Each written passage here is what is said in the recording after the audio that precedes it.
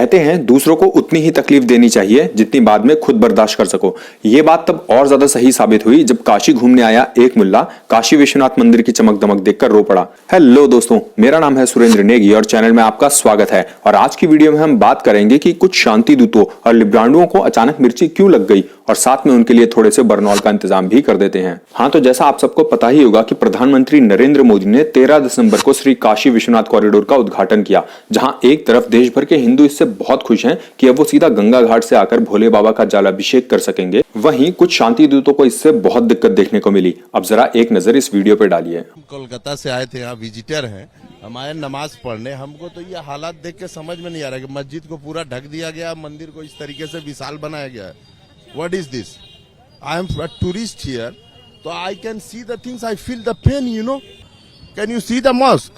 I am from Kolkata. I feel the pain. I cannot tolerate it. How can you all just hide the facts? It's not tolerant. जो चीज को दबाया जा रहा है, एक चीज को ढक दीजिए, दूसरे चीज को पूरा खोल दीजिए। ऐसा होता है क्या कहीं? हिंदुस्तान है, ये लोकतंत्र है, यहाँ सबको अधिकार है। संविधान में सबको बोला गया बराबर हक है। किसी का हक को आप दबा दीजिएगा, ऐसा होता है क्या? पहली बार आए हैं, हम पहली बार आए हैं और इस मस्जिद में पहली बार मैंने नमाज अदा की है। देख के जो दुख हुआ है, मैंने 40 साल की जिंदगी में ये दुख कभी मैंने उठाया नहीं था। इमोशनल हो गए आप एकदम।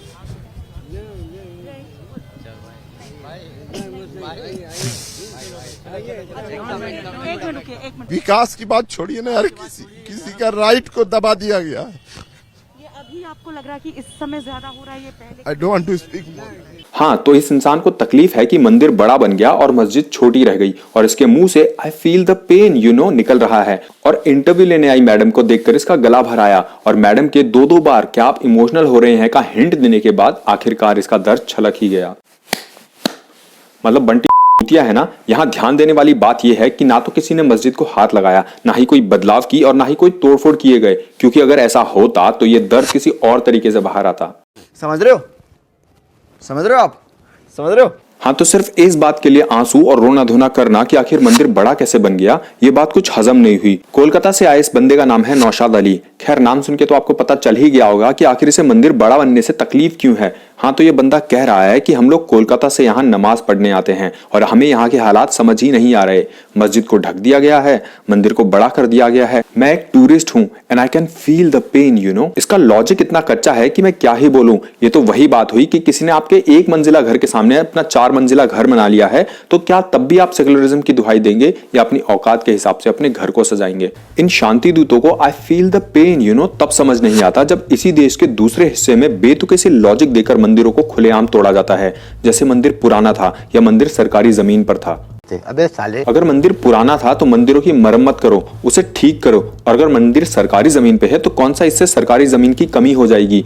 यही लॉजिक वक्फ बोर्ड वालों को क्यों नहीं देते? वही वक्फ बोर्ड जो इंडियन रेलवे और इंडियन डिफेंस सर्विसेज के बाद तीसरी सबसे बड़ी जमीन की मालिक बन बैठी है, और वो भी कैसे?